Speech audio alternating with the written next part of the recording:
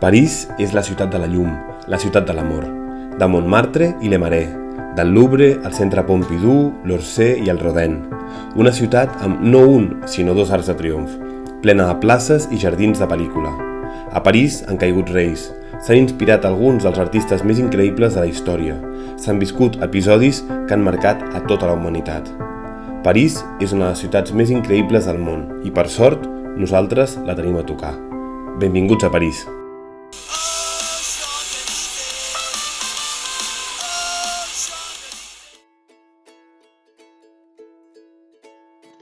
Havíem arribat a París de nit, perdent tots els busos i metros possibles, però feliços de ser a una ciutat que tenia tant per oferir.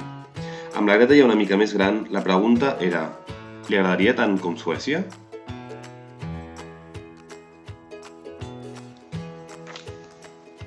Vam passar el matí fent el free tour de Sandemans, amb un noi argentí molt simpàtic. Els free tours són una opció excel·lent per fer els primers passos a una ciutat nova, ja que t'ubiques a nivell geogràfic i coneixes alguns detalls de la seva història. Un cop acabat el tour, vam aprofitar per recórrer alguns llocs amb una mica més de calma. Vam començar per l'Arc del Carrusel, l'arc pel qual Napoleó s'hi va poder creuar tornant d'Austerlitz, ja que el Gran el van acabar una mica més tard. Com a curiositat, el carruatge que hi ha a la part superior va ser durant molt de temps el de Berlín. Al final el van acabar tornant i el que hi ha ara és una còpia del que hi ha a Sant Marc, a Venècia. El 1564 es va iniciar la construcció del Palau de les Tulleries i també dels seus jardins. El nom que li van donar ve de l'antiga fàbrica de toïlles o teules que hi havia a la zona. El palau es va destruir el 1870, però els jardins han sobreviscut convertint-se en un dels primers jardins públics de la ciutat i un lloc perfecte per fer una aturada tècnica i gaudir de l'entorn.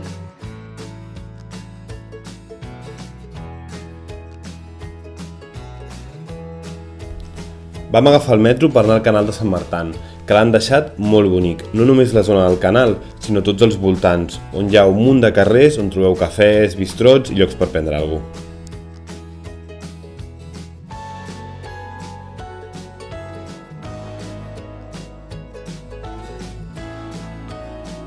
Situat en un turó a 130 metres d'alçada, Montmartre és un dels barris més encantadors de París. De fet, probablement per molta gent és el París que imaginen abans de visitar-lo. El París dels terres empedrats i dels cafès, bistrots i restaurants a cada cantonada, en uns carrers sinuosos i molt estrets. És la París d'Amélie, és la París de Moulin Rouge, de moltes pel·lícules que hem vist sobre aquesta ciutat. De fet, Montmartre va ser una població independent fins 1860, quan va passar a convertir-se en el districte 18 de París. Gràcies a això, es va evitar la reforma Haussmann, que va convertir el centre de la ciutat en grans avingudes i bulevards. En canvi, Montmartre es va quedar amb l'essència del poblet medieval.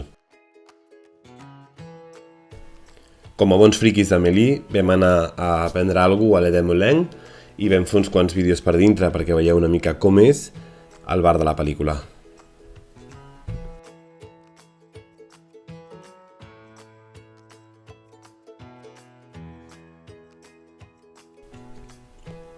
Mica en mica es va anar fent fosc, així que vam decidir que un cop visitats els principals carrers i places del barri, era l'hora d'anar cap a la Basílica del Sagrat Cor.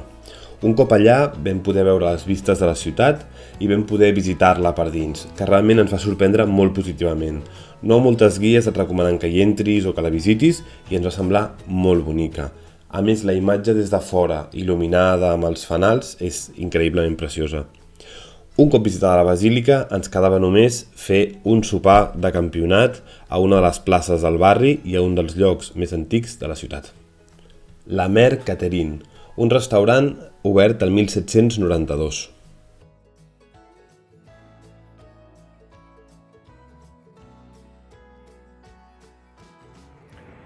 Avui hem decidit agafar l'autobús aquí darrere, perquè el tema del metro és una mica conflictiu, d'acord? París no és una ciutat massa ben adaptada pel tema de cotxets, cadires de rodes, ja que trobes que quasi tot són escales, hi ha molt pocs ascensors, alguns ascensors et pugen un tram però després has de fer un altre tram d'escales. El plan d'avui bàsicament és anar a la Sainte-Chapelle i des d'allà fer tota la zona del centre, i si tenim temps anar a la Torre Eiffel i allà agafar un barquet que et fa una mica la volta i ens han recomanat molt que ho fem de nit. Volem a veure què ens permet el dia, quin ritme anem i si el gremlin d'aquí darrere li agrada el plan. De camí amb l'autobús vam creuar per davant dels jardins de Luxemburg i del Panteó. I és que a París no et pots despistar ni un moment, ni tan sols quan vas en bus. Un cop davant la Sainte-Chapelle és important no equivocar-se de cua o acabaríeu al Palau de Justícia. La capella va tardar 6 anys en construir-se en contraposició als 200 que es va tardar en fer Notre-Dame. Va ser encarregada per Lluís IX per guardar-hi les relíquies que havia adquirit a Constantinoble. Està decorada amb capitells i àngels, però la joia són els vitralls, on hi ha més de 1.100 escenes bíbliques que van des del Gènesis fins a la resurrecció de Crist, en 15 vitralls que a la part superior arriben als 15,5 metres i a 13,5 metres a la zona de l'absis. La sensació és realment hipnòtica i fa gràcia pensar que en aquella època només podia arribar a la part de dalt el rei i els seus amics més íntims.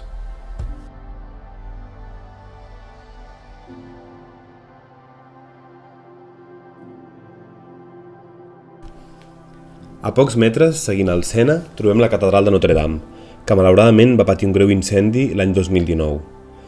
A causa d'aquest incendi no es pot visitar ni l'interior, ni les torres, ni la cripta.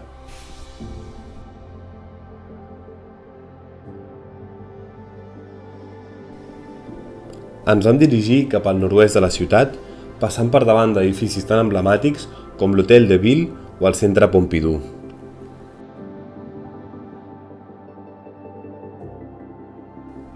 Vam fer una aturada tècnica en un bistrot molt bonic, on vam dinar bastant bé, i vam continuar fins a l'Òpera Garnier, un dels edificis més bonics de la ciutat. Diu la història que Napoleó III va fer construir aquest edifici després d'un atemptat i que volia construir una òpera on ell pogués anar tranquil. L'Òpera Garnier és la inspiració del fantasma de l'òpera i hi ha 2 llocs clau que s'han de visitar sí o sí, que són les escales i el sostre de Chagall, on hi ha escenes de 14 òperes.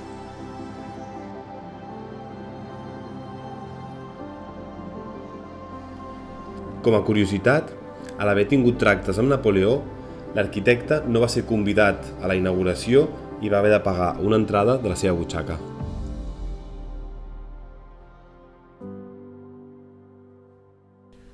Just davant de l'òpera hi ha les Galeries Lafayette, on ens vam sorprendre moltíssim de veure quantíssima gent comprava coses de marques caríssimes. Evidentment, nosaltres no vam comprar-hi res, però vam pujar a mirar les vistes des de la terrassa, que són increïbles.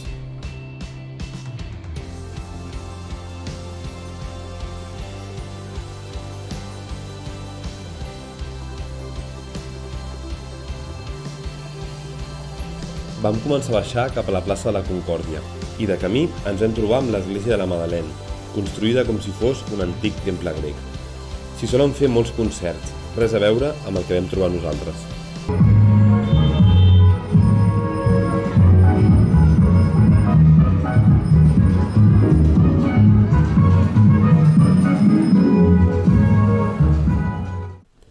Per fi arribàvem a la plaça de la Concòrdia, una de les més importants a nivell històric a la ciutat de París. I és que més de 1.200 persones van ser guillotinades de la plaça, entre les quals Lluís XVI, Maria Antonieta i Robespierre. Un cop acabada la revolució va ser quan va rebre el nom de la plaça de la Concòrdia. L'aspecte actual el va adquirir entre 1836 i 1840, quan es va col·locar al centre l'enorme obelisc de Luxor, regal del virrei d'aquell país.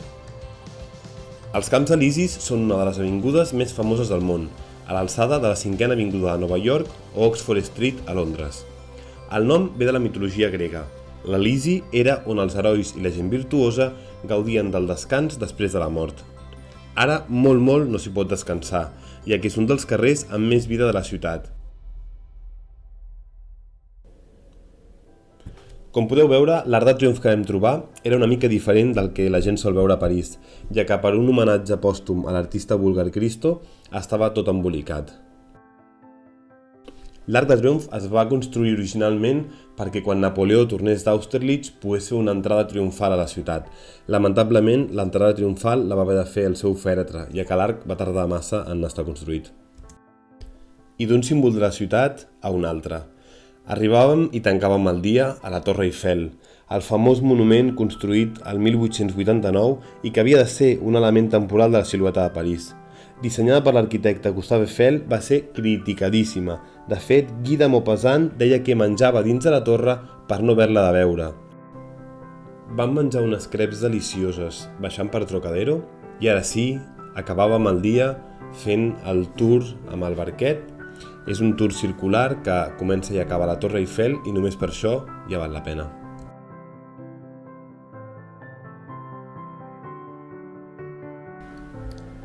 Havíem de marxar cap a l'aeroport després de dinar, però vam decidir aprofitar al màxim les hores que ens quedaven a París. Vam començar pels Jardins de Luxemburg, uns jardins preciosos amb un palau impressionant que es va fer construir per Maria de Mèdici. Diuen que estava realment cansada de Versalles i que volia un palau a la italiana, a la seva manera. El que és realment increïble és la col·lecció d'estàtues que hi ha, entre les quals destaca una estàtua de la Llibertat.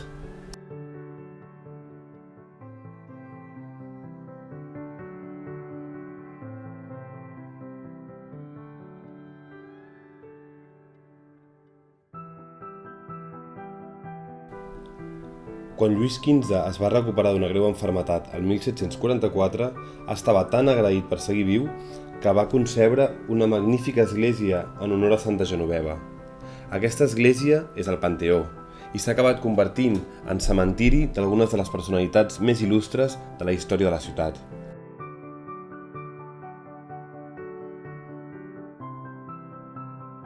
A les seves criptes laberíntiques podem trobar les tombes de Voltaire, Victor Hugo, Alexandre Dumas i un munt de personalitats més.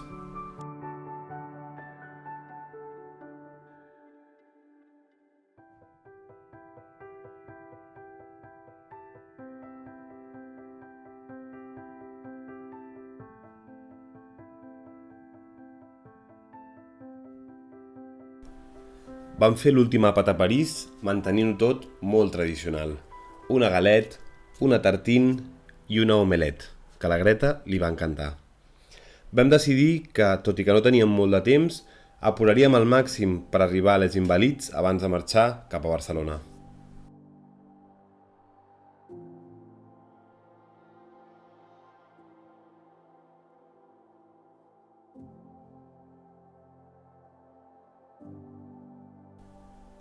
Però abans vam passar per les arenes de Lutècia.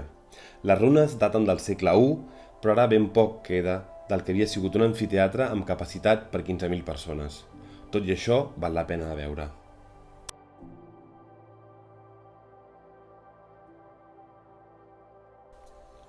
Ara sí, vam agafar el metro i ens vam dirigir cap a l'imponent Hotel des Invalides, construït entre 1671 i 1676 per ordre de Lluís XIV pels veterans lisiats i sense llar i com a monument a la seva pròpia glòria.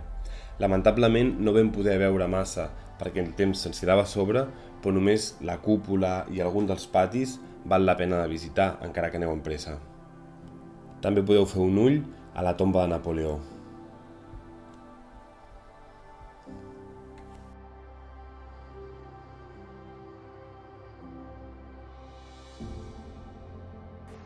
El viatge s'acabava. Havien estat 2 dies i mig molt ben aprofitats, en una ciutat preciosa i plena de racons encantadors. No et diem adeu, et diem fins aviat, París. Més que res perquè el nostre Home Exchanger ja ens està preguntant quan tornem a fer intercanvi.